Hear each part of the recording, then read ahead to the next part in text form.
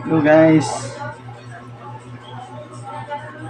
ganito po gawa ng pamaing bukuan guys, matang baka.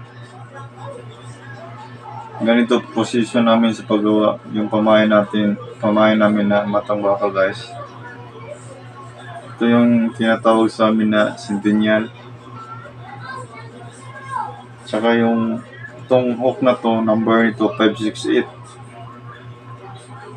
Ganito po yung paggawa ng pan guys, o yung kumain ng pang matambaka at saka yung iba pang klase na isda. Dito po guys.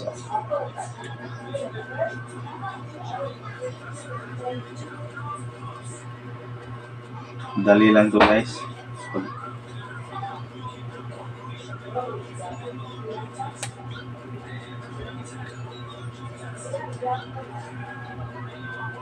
Ito yung resulta niya guys. Pag ako magawa guys, wala nang kulay-kulay na iba. So ganito lang. Yan.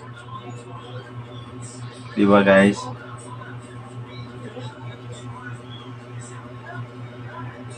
Gusto mo din ang pinakadabi sa matang baka guys, kulay pula at saka ganitong kulay sky blue. Ito yung ganito pag ito guys, tingnan niya. Ganda no? Maakit talaga itong mga klaseng mga matambaka nito. Kaya tanong isda guys. Ulitin ko guys ha.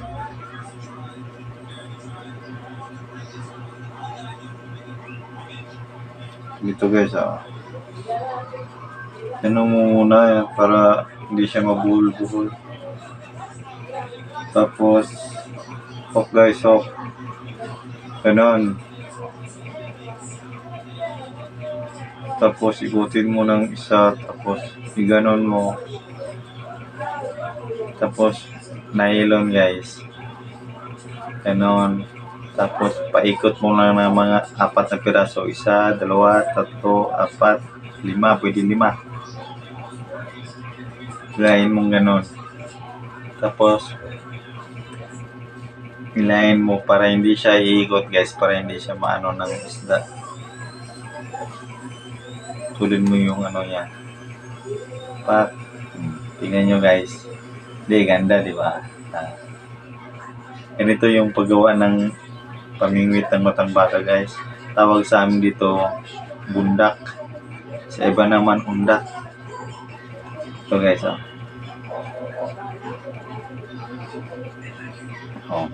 gawa din tayo ng ibang kulay guys, pula. Ito din ang pinakadabi sa matang baka guys. Ganun din, ulit-ulit lang guys. Kuha ka ng estimate mo na hindi naman masyado makapal. Ganito lang ka dami yung ilalagay mo guys. Ito ayusin mo lang para hindi siya masyado pangit tignan. Kasi yung mga isda ngayon guys, matalino na. Maghahanap din sila ng mga gandang makakain nila. So, yan, okay na yan. Kuha ka ng pork. Ganun lang. Ikot mo ng isa.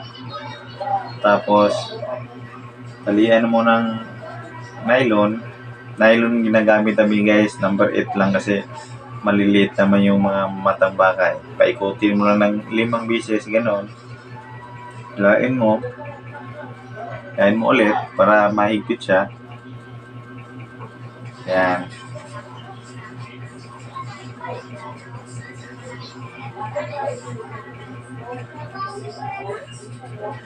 Dali lang to guys. Pag matumal, pag season sa isda, makahuli din kami mga 40 kilos, 30, 20, gano'n. Yan. Ito yung pagproseso sa amin guys. Tingnan mo guys, kulay na pula. Ang tingin nito sa matang baka guys is pusit na maliliit yung kinakain nila na madalas. Yan guys. Kuha pa tayo na isa. Pula. Pwede din ito guys, lagyan mo ng iba-iba yung kulay para mas maganda tingnan. Pero sa akin, ganito lang kasi para madali lang yung pag-proseso, paggawa ng pamain. Yan, ganyan guys, oh. Ganito lang kakapal guys. Huwag na yung masyadong makapal kasi pangit naman tingnan. Marte kasi yung mga isda ngayon eh. Dapat pagandahin mo din, pak, ganon. Yung iba nilalagyan nila ng yung pakitnab, yung pangkulay na para makakit yung isda. Pero sa akin guys, wala na. Ganito lang, para simple lang guys, madali lang yung matapos. Paikot ka rin, oh. Pak, pak, pak, pak, hila. Sa paikit, pak, pak, o ganon. Hilahin mo ulit. Tingnan nyo guys. O, ganon. O, diba? Parang pusit yan. Kulay pusit yan guys na maliliit. Alam mo yung maliliit na pusit guys. Ganitong kulay. Yan. Pag nakasalaot ka na, ganunin mo lang yan guys. Akala nila isda kasi yung gumagalaw. Kaya kinakain niya ng mga matang baka guys. So, pak, pak, pak. O, tingnan nyo guys. Ganda yan guys.